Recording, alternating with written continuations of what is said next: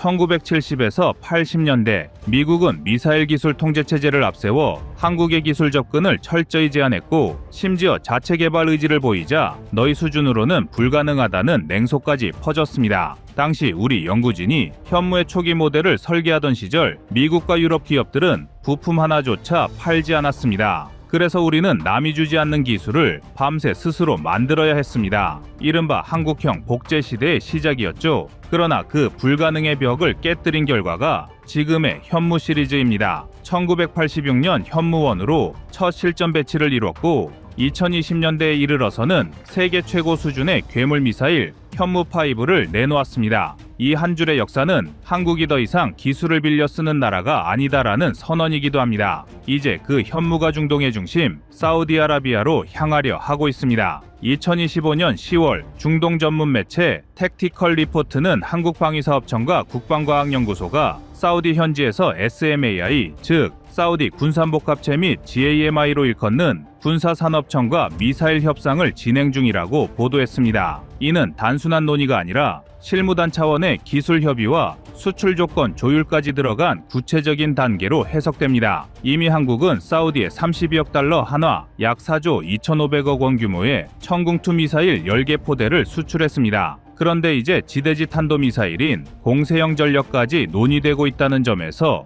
국제안보 지형이 크게 흔들릴 수 있습니다. 사우디가 현무에 눈을 돌린 이유는 명확합니다. 중동의 하늘이 더 이상 안전하지 않기 때문입니다. 2023년 하마스와 이스라엘의 전면전 이후 예멘 후티 반군과 레바논 헤즈볼라가 잇따라 사우디와 이스라엘 인근을 겨냥한 미사일 공격을 감행했습니다. 심지어 지난달에는 이스라엘 전투기가 사우디와 국경을 맞댄 카타르 영공 인근에서 미사일을 발사해 사우디는 사실상 전면적 방어 체계가 뚫린 셈이었습니다. 미국산 패트리엇과 유럽제 요격 체계로도 막기 어려운 실전 상황이 이어지면서 사우디는 한국산 무기에 주목하기 시작했습니다. 천궁2 도입으로 방어력을 확보했다면 이제 현무는 억제력을 완성할 카드입니다.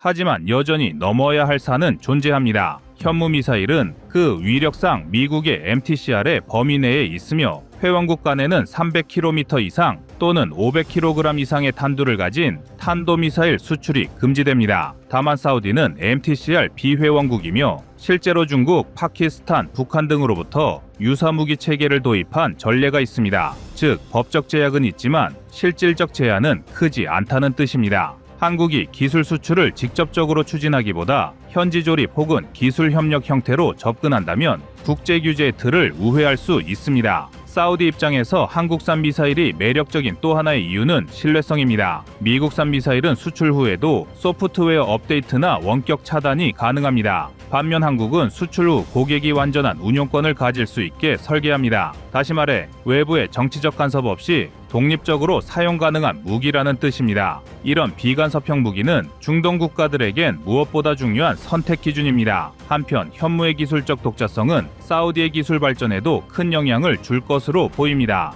사우디는 현재 샤인이라는 단거리 미사일을 자체 개발 중이지만 추진 체계와 유도 기술이 부족해 실질적 성과를 내지 못하고 있습니다. 현무의 기술 이전이 이루어진다면 사우디는 이 기술을 바탕으로 중거리 미사일 개발 역량을 급격히 끌어올릴 수 있습니다. 특히 한화와 ADD의 복합 추진체 기술은 연소 효율이 98% 이상으로 이란의 파테의 110이 연소 효율 약 83%인 것을 감안하면 이보다 훨씬 우수합니다. 현무2와 3 시리즈는 사거리 300에서 1500km에 달하며 오차 범위는 CEP 3m 이하입니다. 즉, 반경 3m 안으로 정확히 명중시킬 수 있다는 뜻입니다. 여기에 500에서 1000kg급 탄두를 탑재하면 중동 어느 국가의 전략시설도 순식간에 무력화시킬 수 있습니다. 이는 단순히 방어용 무기가 아니라 국가 체급을 결정짓는 전략무기 수준입니다. 사우디가 이런 체계를 보유하게 되면 이란의 미사일 위협에 대한 대응력은 단숨에 한 단계 높아집니다. 지금까지 사우디는 중국으로부터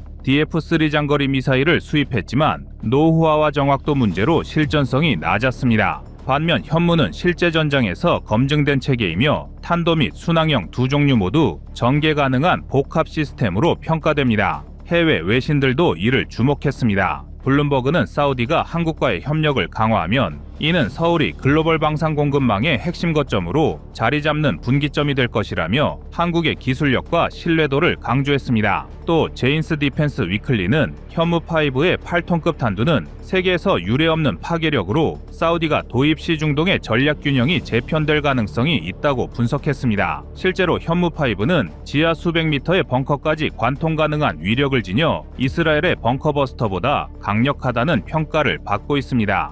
흥미로운 건 이 같은 협상이 한국에게는 방산 수출 이상의 정치적 의미를 가진다는 점입니다. 한국은 오랫동안 미국의 MTCR 제약과 동맹구조 아래에서 방어형 무기만 수출할 수 있는 나라로 제한되어 왔습니다. 그러나 2021년 한미 미사일 지침이 완전 해제되면서 모든 족쇄가 풀렸습니다. 그 결과가 청궁2의 중동 진출, 폴란드의 K2, K9 패키지 계약, 그리고 이번 현무 협상으로 이어지고 있는 겁니다. 즉, 한때 기술이 막혀 있던 나라가 이제는 기술을 수출하고 한때 무시당하던 나라가 이제는 전략 파트너로 초청받는 시대가 된 것입니다. 사우디 입장에서도 한국은 이상적인 파트너입니다. 미국이나 유럽산 무기는 가격이 비싸고 정치적 제약이 많습니다. 반면 한국은 나토 규격과 서방 전자체계를 유지하면서도 수출 절차가 유연하고 성능 대비 가격이 합리적입니다. 특히 한화에어로스페이스와 LIG 넥스원, ADD로 이어지는 한국 방산의 세축 기술 라인은 통합적 시스템을 제공할 수 있어 단순한 미사일 도입이 아닌 현지 공동 개발까지 확대될 가능성이 있습니다. 실제로 이번 협상에는 한국형 미사일 조립 라인을 사우디 내에 구축하는 방안도 포함된 것으로 알려졌습니다. 현무 미사일의 기술적 진화는 사실상 한국 방산 기술의 추격판이라 할 수 있습니다. 단 한 번도 기술 이전을 제대로 받지 못한 상황에서 연구진은 기초 설계부터 시험 발사, 유도 체계와 추진제까지 맨손 개발로 일궈냈습니다. 초창기 현무1은 사거리 180km로 제한됐지만 이후 개량형인 현무2C는 사거리 800km, 현무3C는 최대 1500km로 확장됐습니다. 이 수치는 한반도 전역은 물론 베이징, 하노이, 블라디보스토크까지 사정권에 넣을 수 있는 거리입니다. 사우디가 이런 체계를 손에 넣게 되면 이란 전역은 물론 시리아와 예멘의 전략 거점까지 모두 감시 타격할 수 있게 됩니다. 이건 단순한 억제력이 아니라 지역 패권을 실질적으로 유지할 수 있는 공격 능력의 확보를 의미합니다. 한국의 미사일 기술이 주목받는 또 다른 이유는 정밀도입니다. 현무3 순항 미사일은 GPS와 관성 복합 유도 시스템을 사용하며 목표 지점에서 오차가 3m 이내로 알려져 있습니다. 이는 미국의 토마호크가 CEP 약 5에서 10m보다도 높은 정확도를 자랑합니다. 현무의 뇌 역할을 하는 핵심 모듈은 국방과학연구소가 직접 설계한 INS 관성항법 장치와 한화 시스템의 정밀 GPS 보정 칩입니다. 이러한 기술들은 95% 이상 국산화되어 있으며 수입 부품 의존도를 최소화했습니다. 이 덕분에 한국은 해외 제재나 부품 공급망 문제에도 흔들리지 않는 완전 자립형 무기 체계를 구축했습니다. 사우디가 현무를 원하게 된 또 하나의 이유는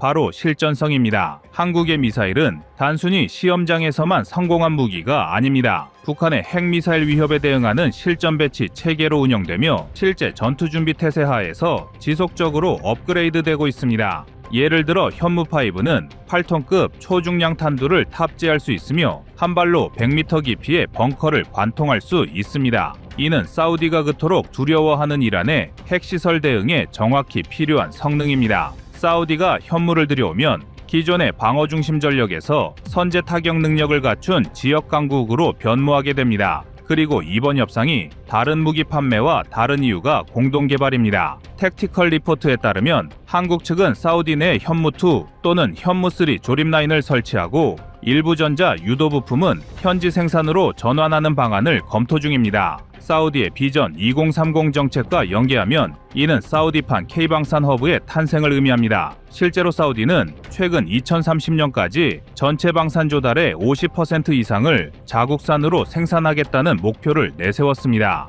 따라서 한국과의 협력은 단순한 무기 구매가 아니라 기술 이전과 산업 생태계 동반 육성으로 이어질 가능성이 큽니다. 이 같은 모델은 이미 천궁2 수출에서 성공적으로 검증된 바 있습니다. 당시 LIG X1은 사우디의 단순 납품이 아닌 정비와 유지 보수 그리고 부품 공급망까지 포함한 패키지형 계약을 체결했습니다. 이 구조는 사우디 국영 방산기업 SMAI가 현무 사업에도 그대로 적용할 가능성을 높입니다. 청웅 사업이 방어의 상징이었다면 현무는 공격의 상징으로 완성되는 셈입니다. 특히 한화에어로스페이스는 보은 공장에서 현무 파이브 양산을 담당하며 사우디 협상과 관련해 양산 물량을 해외 사양으로 확장할 수 있는 준비를 이미 마친 상태입니다. 결국 사우디의 현무 도입은 단순한 무기 구매가 아니라 중동 내 패권 구조를 바꿀 전략적 대전환의 신호탄이 될 수 있습니다. 한국은 이를 통해 세계 미사일 시장의 중심으로 부상하고 사우디는 미국의 손을 빌리지 않고도 독자적 억제력을 확보하게 되는 것입니다. 이 모든 상황은 40년 전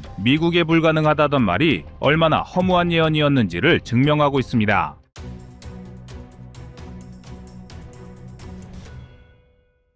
다음은 25년 3월 6일 KF-21 사우디 기술 이전 영상입니다.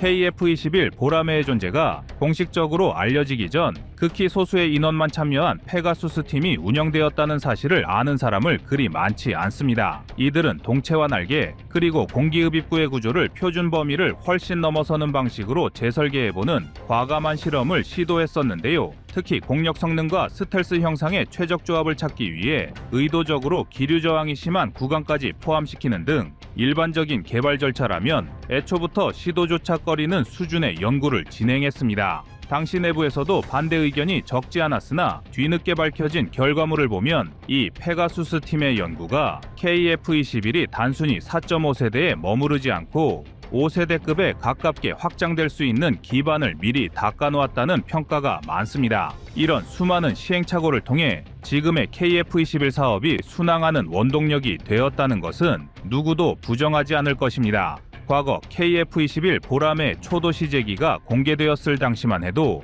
해외 언론 상당수가 미국이 핵심 기술을 이전해 준 것 아니냐는 의심을 할 정도로 너무 완벽했습니다. 그도 그럴 것이 한국이 처음 개발했다는 비행기가 너무 순조롭게 개발되고 있었기 때문인데요. 한국과 달리 인도나 일본은 여러 난관을 해결하지 못해 전투기 개발 사업에 존폐까지 생각할 정도였으니 이런 의심은 어찌 보면 당연할 수 있습니다. 그러나 자세히 살펴보면 엔진이나 일부 항공전자 장비를 제외하고는 많은 부분을 국내에서 독자적으로 해결한 사례가 알려지면서 세계에서 한국의 항공기 기술력을 높게 평가하기 시작했습니다. 예를 들어 항전 소프트웨어나 기체 내부 배선, 그리고 전투기에서 가장 중요한 레이더 통합 방식 등은 한국 측 기술진이 상당히 주도권을 쥔 채 설계했는데요. 이 때문에 사우디아라비아와 같은 해외 도입국이 기술 이전을 요구할 때 미국 정부가 일일이 간섭할 여지가 적어지게 됐습니다. 물론 KF-21 개발 과정에서 수입 부품과 장비가 활용된 것은 부인할 수 없습니다.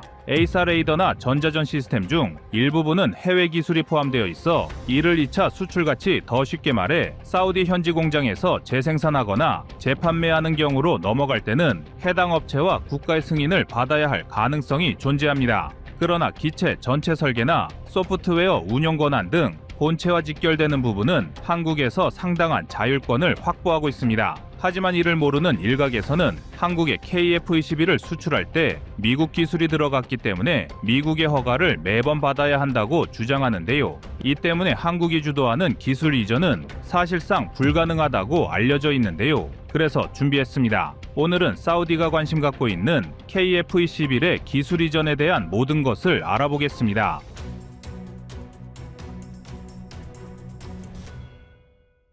최근 사우디아라비아가 KF-21에 관심을 보이는 이유는 방위산업 현대화와 함께 항공우주산업 전반을 일으키겠다는 비전 2030 계획과 맞물려 있기 때문인데요. 그동안 사우디는 미국, 영국, 유럽에서 제작된 전투기를 대거 수입해 운영해 왔는데 이제는 단순히 무기를 사들이는 단계를 넘어서 자국 영토 안에서 생산과 정비, 그리고 개량이 가능하도록 만들고 싶어 한다는 것입니다. KF-21 보람에는 설계와 소프트웨어가 다국적 기술에 완전히 묶여있지 않기에 사우디 입장에서는 원하는 수준까지 맞춤형 확장이 가능해서 한국의 KF-21은 매력적인 선택지일 것입니다. 인도네시아 사례를 보면 20% 분담금을 내는 대가로 핵심 기술까지 전부 달라고 요구했다가 갈등이 생긴 이력이 있기 때문에 이번 사우디의 사례는 우리 한국이 현명하게 대처할 것으로 기대됩니다. 과거 인도네시아는 개발비 전액을 대지도 않으면서 첨단 항전 기술이나 스텔스 관련 노하우를 모두 이전받으려 한 것이 문제였습니다. 사우디아라비아는 인도네시아보다 훨씬 큰 재정을 움직일 수 있으므로 한국 입장에서는 오히려 이번 기술 이전 협상을 비교적 여유롭게 진행할 수 있을 가능성이 높습니다. 관련 업계에 따르면 사우디아라비아는 향후 블록2와 블록3 업그레이드를 통해 완전한 스텔스형 내부 무장창을 갖출 때까지 함께 투자하면서 자국이 원하는 커스터마이징을 반영할 수도 있을 것이라고 설명하는데요. 예컨대 사우디가 원하는 특정 레이더나 전자전 시스템을 통합하도록 요구한다면 개발 막바지에 실질적인 피드백이 반영될 수 있다는 것이지요. 그래서 전문가들의 가격 문제도 중요한 요소라고 분석하고 있습니다. KF-21의 한국 공군 도입 비용은 대략 1200억 원 정도로 알려져 있는데 이는 5세대 전투기인 F-35, 중국의 제니십 등에 비하면 훨씬 저렴한 편입니다. 튀르키예 TF칸이 개발 단계를 거치며 실제 단가가 얼마나 나올지는 미지수입니다만 여러 해외 기사에서 TF칸 초기 개발비가 예상보다 크게 늘고 있다는 보도를 하고 있는 점을 보면 막상 제품이 양산 단계에 접어들면 KF-21보다 가격이 낮을 것 같지는 않습니다. 이와 더불어 사우디가 한국을 파트너로 선택할 가능성이 큰 결정적인 이유가 있습니다. 과거 사우디아라비아는 F-15와 유로파이터 타이푼을 운용하면서 미 유럽산 무장을 혼합해 쓰고 있습니다. KF-21 역시 미국 유럽 무장에 맞게 통합이 진행 중이므로 사우디 입장에서는 과거 도입해둔 무장을 그대로 활용할 수 있습니다. 이 부분은 의외로 큰 장점입니다. 왜냐하면 새 전투기를 도입할 때마다 호환 무장을 전면 교체하거나 별도로 개조해야 한다면 추가 비용과 시간이 꽤 많이 들기 때문입니다. 그런데 KF-21을 도입한다면 이런 문제는 일순간에 해소되는데요. 그런데 여기서 흥미로운 점이 정작 KF-21과는 크게 상관없는 나라들이 한국을 평가하고 있습니다. 인도네시아 언론, 튀르키예 언론, 불가리아 군사 전문지 등에서 KF-21은 미국산 엔진을 쓰므로 기술 이전이 어렵다는 요지의 기사를 반복해서 내놓고 있습니다. 그런데 웃긴 게 튀르키예는 TF칸 또한 미국제 엔진에 의존한다는 사실은 잘 언급하지 않습니다. 그럼 다른 외신들이 한국의 제약 조건이라는 것을 살펴보겠습니다. 사실 한국과 미국이 1차로 KF-21에 들어갈 엔진을 계약한 총수는 240대입니다. 그러니까 한국에서 사용할 전투기와 인도네시아에 판매할 수량 정도입니다. 그리고 미국산 엔진이 들어간 전투기를 제3국에 판매하는 것은 미국 정부의 허가가 필요한 것도 맞습니다. 하지만 외신들이 모르는 게 하나 있습니다. 이는 많은 사람들이 간과한 부분이기도 한데요. 사우디아라비아는 중동에서 미국의 핵심 파트너 중 하나로 꼽히는 만큼 KF-21 수출 승인 문제로 미국과 크게 충돌할 개연성은 낮다는 것입니다. 오히려 사우디가 KF-21을 통해 자국 산업을 키우게 되면 미국 역시 중동 지역에서의 영향력을 유지 강화할 수 있는 통로가 될 수 있다는 해석도 가능하기 때문에 무작정 부정적이지 않다는 것입니다. 그리고 만약 미국이 승인을 안 해주더라도 우리 대한민국은 플랜 B를 가동할 능력이 있습니다. 바로 KF-21 전투기 국산화입니다. 현재 한국은 전투기 엔진 국산화 시점을 2030년까지 보고 있는데요. 그러니까 한국이 사우디와 전투기 사업을 진행하더라도 블록2의 양산이 마무리되고 국산 엔진이 마무리되는 2030년쯤 수출할 수 있다는 것입니다. 그래서 현재 한국과 사우디는 KF-21의 수출 제약에 모를 리 없는 것도 아니기 때문에 이런 앞뒤 전후 사정을 파악 후 진행할 것입니다. 즉 한국은 2030년 이후 엔진 국산화까지 마무리되는 시점을 기점으로 수출하는 청사진을 그려놨다는 뜻입니다. 그리고 사우디도 이런 계산을 하고 한국에게 기술 협력이나 기술 이전에 대한 논의를 한 것입니다. 이와 더불어 사우디가 KF-21을 도입하려는 결정적 이유 중 하나가 현지 방산 산업 발전을 꼽을 수 있습니다. 사실 이런 장점은 전 세계를 눈 씻고 찾아봐도 우리 대한민국이 유일할 것입니다. 사우디는 과거부터 독일제 전차나 미사일, 미국제 헬리콥터 등을 대량 도입해 왔지만 항상 유지 정비 비용이 막대했고 무기 운용의 전 과정을 스스로 통제하기 어려웠습니다. 그러나 KF-21처럼 비교적 새롭게 출발한 전투기라면 현지 생산 라인을 구축하며 스텝 바이 스텝으로 기술을 이전받을 수 있다는 이 점을 노릴 수 있다는 것입니다. 그런데 한국의 KF-21이 잘 나가도 너무 잘 나가서인지 인도네시아가 회방을 놓고 있는 상황입니다. 인도네시아가 4대 핵심 기술을 전수받지 못해서 결국 분담금을 축소했다고 주장하지만 상식적으로 꼴랑 20% 분담금으로 모든 핵심 기술을 얻는 것은 불가능한 게 당연합니다. 하지만 만약 사우디가 이 부분을 착실히 투자로 커버한다면 기술 이전 폭을 놓고 큰 갈등 없이 원만히 협상이 가능할 것으로 보는 시각도 많습니다. 그래서 사우디아라비아는 이 타이밍을 놓치지 않으려고 안간힘을 쓰고 있습니다. KF-21 도입을 본격화한다면 한국과의 공동기술 협력 범위는 단순히 기체 판매 수준을 넘어설 가능성이 큽니다. 항전 소프트웨어 정비 보수 시스템 그리고 데이터 링크와 같은 통신 체계 등을 사우디 현지에서 어느 정도 개발 적용할 수 있게 된다면 사우디가 원하는 자립형 항공우주 산업의 토대를 만드는데 큰 도움이 될 것입니다. 또 하나 주목해야 할 점은 KF-21이 아직 개발 중이라는 사실이 오히려 사우디 입장에서 매력적으로 작용할 수 있다는 것입니다. 이미 완성된 기체를 수입하는 것은 운용 안정성이 높지만 개조나 현지화 범위를 넓히기가 어렵습니다. 반면 KF-21은 아직 여러 업그레이드 계획을 남겨두고 있으므로 사우디가 조기에 참여한다면 자기네 필요에 맞게 성능을 함께 설계하고 반영할 가능성이 열려 있다는 것이지요. 정리하자면 사우디아라비아 입장에서는 이러한 확장성을 지닌 KF-21을 통해 단지 기체만 들여오는 게 아니라 자신들의 입맛에 맞춰 공동 개발하겠다고 협상력을 발휘할 수 있습니다. 이는 튀르키의 TF칸이나 중국의 제니십 혹은 러시아의 수호257 등을 수입하는 것과는 비교가 안 되는 강점이 있습니다. 물론 완성도나 스텔스 측면에서 미국의 F-35 같은 기존 5세대 전투기에 바로 비견하기는 어렵지만 사우디로서는 자국 항공 기술력을 도약시킬 수 있는 선택지를 결코 쉽게 버릴 수 없는 게 사실입니다. 뿐만 아니라 KF-21 시제기들이 착실히 테스트를 거쳐 성능을 입증해 나가고 한국 공군이 양산기에 대해 긍정적 운용 성적표를 제시한다면 사우디를 비롯한 여러 국가들은 검증된 대안으로 KF-21을 재평가할 가능성이 더욱 높아 수출 시장에서 새로운 전투기 강자로 등극할 것입니다.